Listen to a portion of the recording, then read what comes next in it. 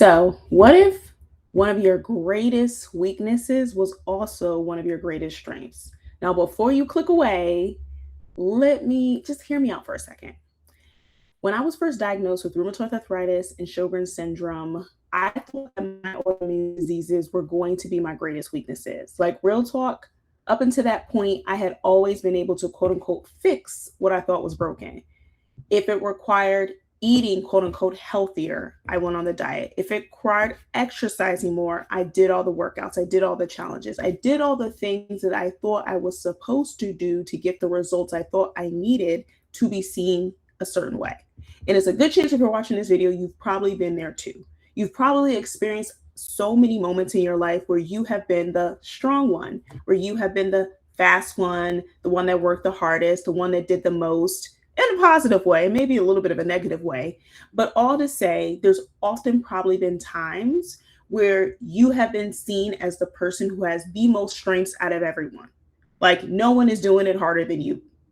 And if that's true, it's a good chance when you have these moments where you can't be strong, where you have to embrace the weakness, that it can feel very overwhelming. And maybe it can even mess with your identity, make you question, like, who am I if I'm not this person that I've always set out to be? And I want to talk about this today because when I was going through this experience, I was also not new, but I was still in the process of being a health coach, right? I was someone who was seen as having the credentials and all this knowledge, and I should be able to quote unquote be seen as healthy. And I started questioning myself. I questioned, like, would people question my credibility? Would they say, well, how are you a health coach with autoimmune disease and chronic illness? Like, how are you a health coach and you have a condition that there is no cure for? How are you going to be a health coach if you're going to get sick, or if you're sick, how are you going to sit there and help me get better? Right? Those were all the questions that were like running around my head. Right.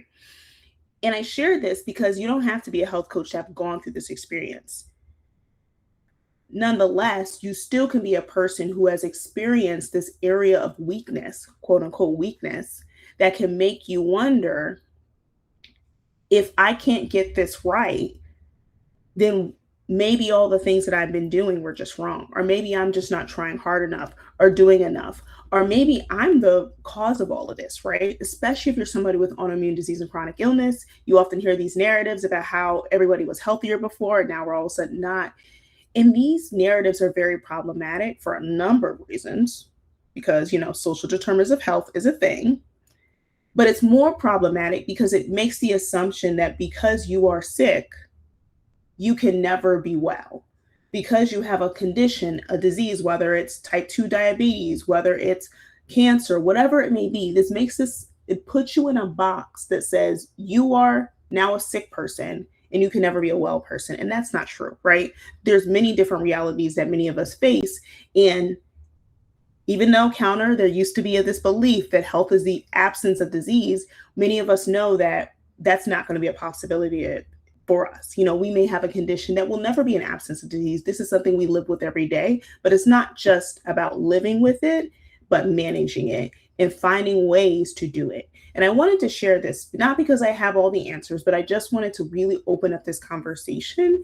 And really, if you're going through this experience right now, an experience that I've gone through a couple of years ago and have processed through, but I still feel like it's always important to share it, because whenever I hear someone make a comment about how people who are quote unquote seen as unhealthy or somehow morally inferior, it always makes me pretty angry. And I always want to sit there and make sure that there's some nuances. I don't have to caveat it, they should caveat it, but there's some nuances that are expressed there, because I never want someone to feel like because you have this condition, because you are struggling, that you can never get that's the end, that you can never get to the other side of it. You can absolutely get to the other side of it.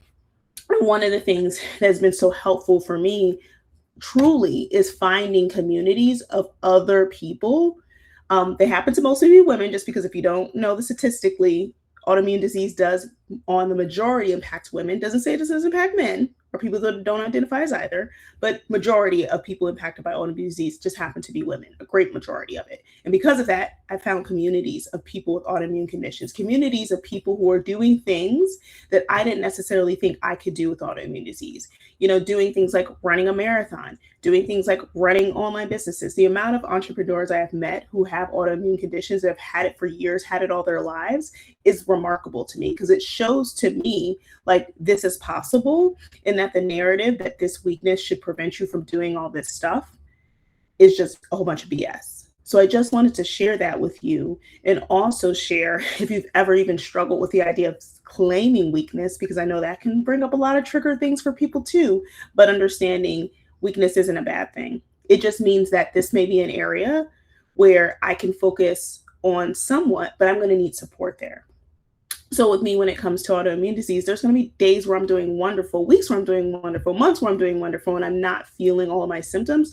But there's going to be days, there's been weeks, there's been months where I do. And in those months, in those days, in those weeks, that's where I seek out and get support, whether that's from another coach, whether that's from a community, whether that's like connecting with my doctor and saying, hey, I'm experiencing X, Y, and Z symptoms. Can we dive a little bit more? Can we do some testing to make sure there's no issues coming up? Because I just have a condition that, like, even though it kind of technically goes into remission, I don't love that word personally, but just for my personal stance, not because the word is bad, but because I have my thoughts about autoimmune disease and remission. But for me personally, it's not something that always, but I may go into remission just for the sake of using the word, because it's what most people understand.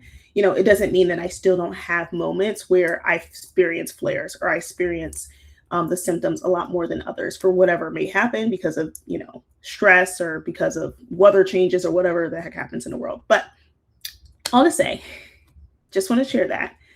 Just want to bring this back to you, because sharing a little bit of my story, but it's really about you. And my question for you is, if you're open to sharing, what is an area of weakness that in hindsight you have found has been one of your greatest strengths? Whether, like I said, it's like me discovering that you have this autoimmune condition, but then recognizing that, hey, even though this creates unique barriers for me, it doesn't stop me from doing the things that I ultimately want to do, because guess what? She has figured it out. He has figured it out. They have figured out ways to be able to do some of the things that they used to do before they were diagnosed. I can figure out those things too. So just wanted to share that. If you feel comfortable, like I said, feel free to share below, what's an area of weakness that in hindsight has become one of your greatest strengths, and maybe has helped you kind of rethink health and reframe the way you think about health. So that's what I wanted to share. That's all I got for y'all. See you in the next video, and bye for now.